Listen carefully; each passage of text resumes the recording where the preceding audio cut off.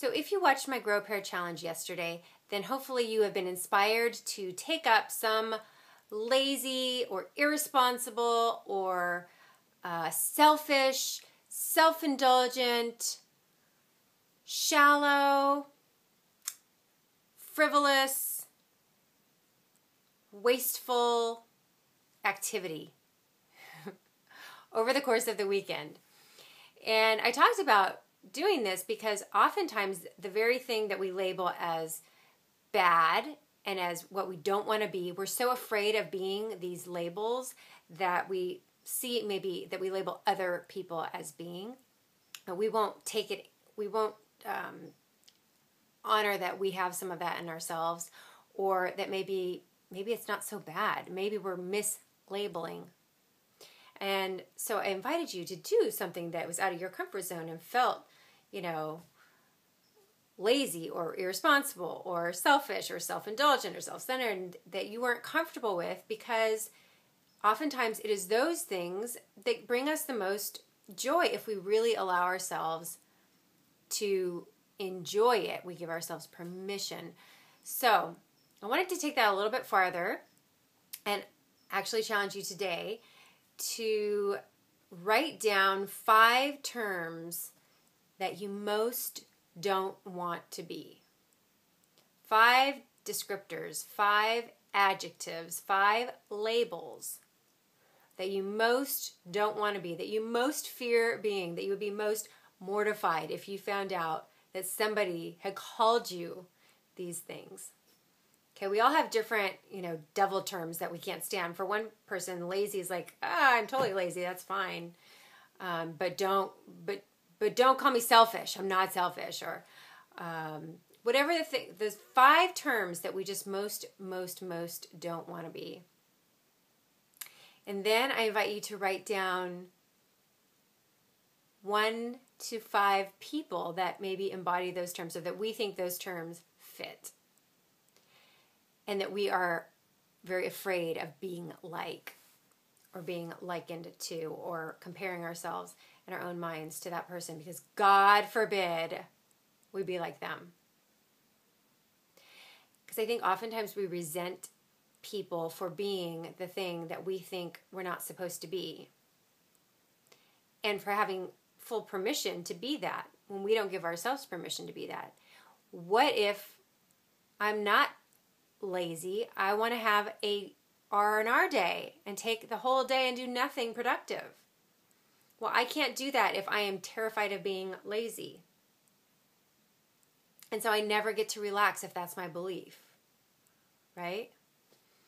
Or what if I don't want to be self-indulgent, so I never do anything luxurious and I never treat myself to anything. I'm very pragmatic and practical and down to earth, and I'm frugal with my money, and I think everybody else is just a spendthrift and the world's gone crazy.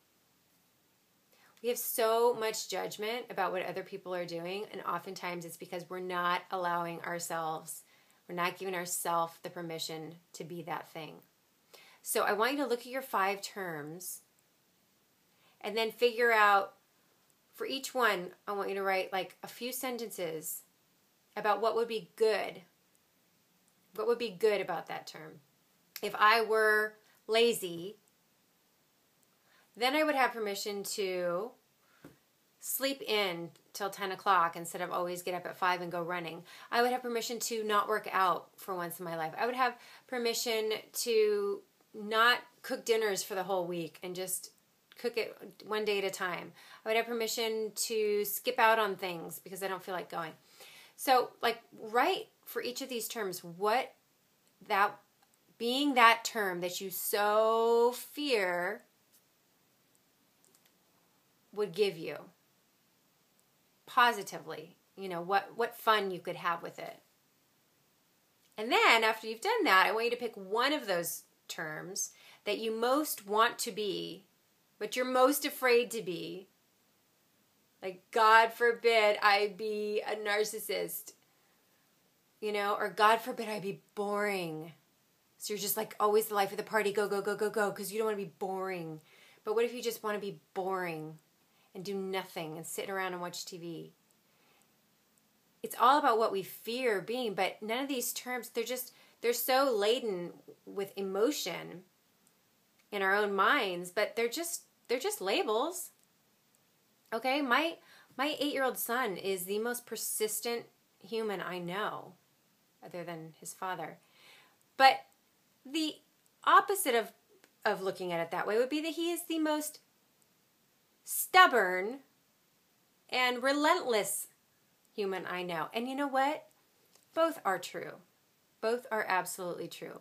But I choose the positive term because there are a lot of really amazing things that a person can do with persistence. Okay? And being relentless, I don't really enjoy that side of him. As a parent, his being relentless is very relentless. And so I choose to focus on his being extremely persistent. And I try to actually, when I get angry about it, in my better moments, I recognize that I might be a little bit envious of him because I am not that persistent and that relentless. And I certainly have not been historically that persistent and that relentless in pursuing my own needs or wants. Right? So he actually has a lot to teach me when I can see it as persistence. So 5 terms you're afraid of being. Write down what permission each one of those would give you if you were to embrace it as non-judgmental. Okay? You're like coming down from Mars and somebody says, this is what you get to do if you're lazy. This is what you get to do if you're whatever it is. And then I want you to pick one of them. And this is going to be the hardest part. Be it. Not like for the rest of your life, but just try it on for size.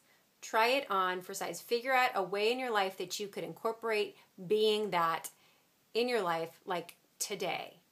Today. And give yourself permission. It's just an experiment. It's just an experiment. And then tell me how it went. This is Caralyn Howe from What You Really, Really Want. And I really, really want you to get outside of your box of what you think is good and bad. And maybe just give yourself permission to do something that you've never done before. And to be something that you've never done before because it's not in your belief system. But you can alter your beliefs. And when you alter your beliefs, you can change your actions. And you can enjoy your life more. That's all I got for you today. Thanks so much for watching. I will catch you tomorrow.